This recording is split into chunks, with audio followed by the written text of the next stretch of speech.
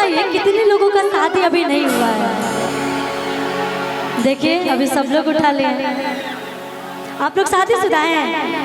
जब पूछे तो शादीशुदा है तो कोई नहीं उठाया है। अभी पूछ रहे शादीशुदा नहीं है तब भी आप लोग। अच्छा शादीशुदा है आप लोग?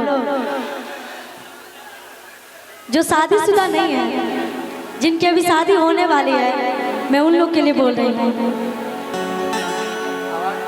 यूँ समझ लीजिए कि अच्छा शादी नहीं हुआ है तो गर्लफ्रेंड तो होगी ना। ये होता है ईमानदारी, ये होता है ईमानदारी। अच्छा आप लोग की गर्लफ्रेंड आप लोग से बोल रही है, आप लोग एक्सेप्ट कीजिएगा ना उसको?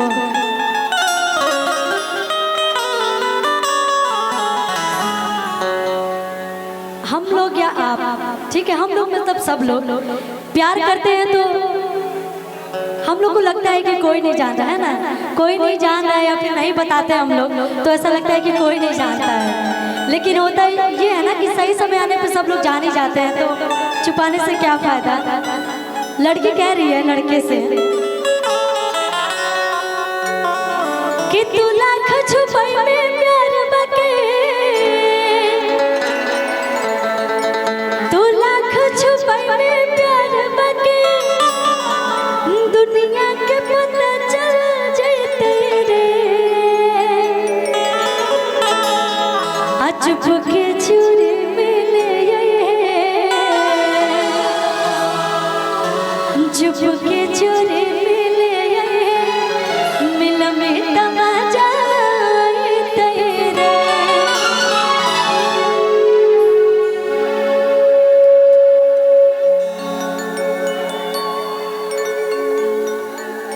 आप लोग बोलते हैं ऐसा?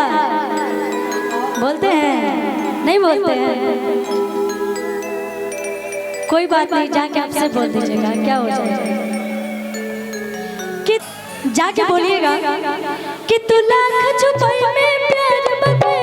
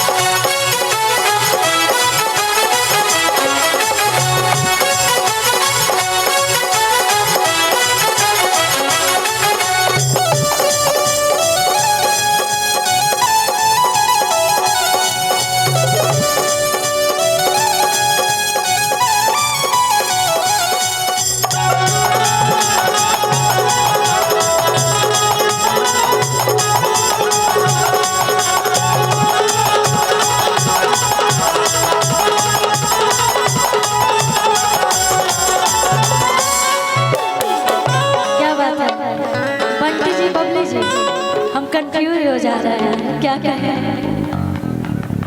कह रहा है लड़का,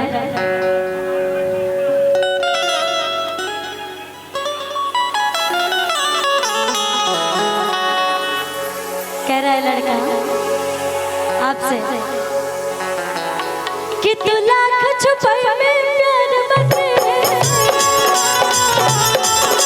तू लाख छुपाई में प्यार बसे, चल गई रे चुप के चोरी में गए,